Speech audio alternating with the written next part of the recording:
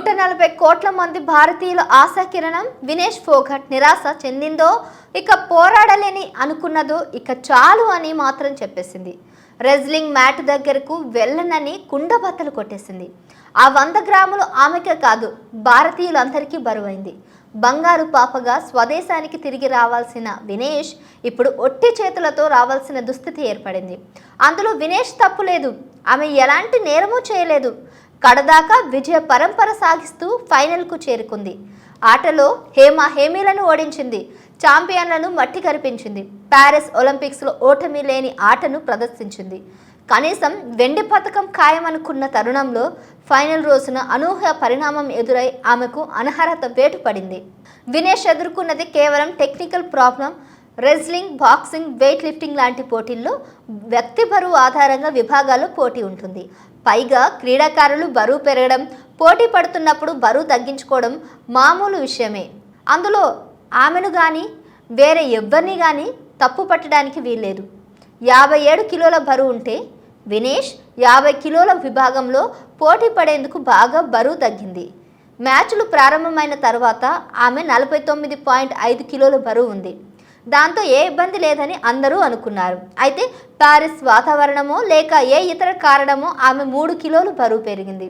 Final ముందు రోజు ఆ రోజు రాత్రి మొత్తం వ్యాయామాలు చేస్తూ జుట్టు కత్తిరించుకొని శరీరంలోంచి కొంత రక్తం తీసేసి ఆమె బరువు తగ్గించుకేందుకు ప్రయత్నం విఫలమైంది. చివరకు 50 కిలోల కంటే 100 గ్రాముల బరువు ఎక్కువగా ఉండడంతో ఆమెను అనర్హురాలుగా ప్రకటించారు. కాసేపటికే ఆమెకు డీహైడ్రేషన్ కారణంగా ఆసుపత్రిలో చేరించాల్సి వచ్చిందన్నమాట.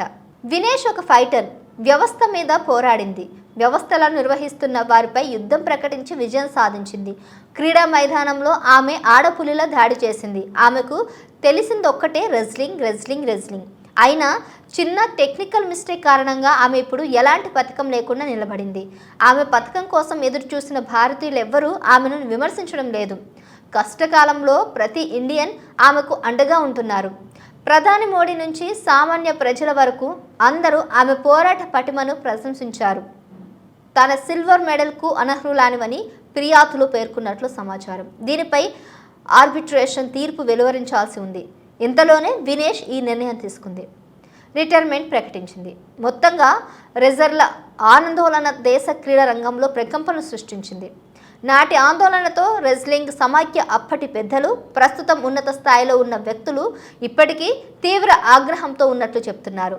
ఈ నేపథ్యంలో కీలకమైన ఒలింపిక్స్ 50కి ఫైనల్ బౌట్కు ముందు వినేష్ ఫోగట్పై వేటు పడటం చర్చకు దారితీసింది.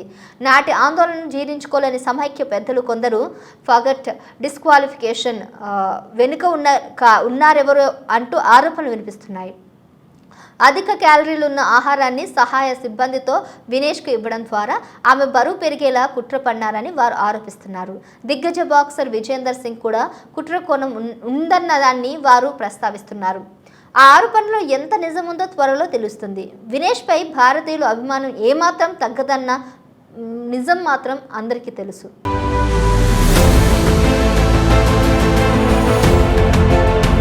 Please do subscribe to Please do subscribe to Please do subscribe to Please do subscribe to Please do subscribe to Please do subscribe to KTV Telugu KTV Telugu. KTV Telugu. KTV Telugu KTV Telugu. Please do subscribe to KTV Telugu.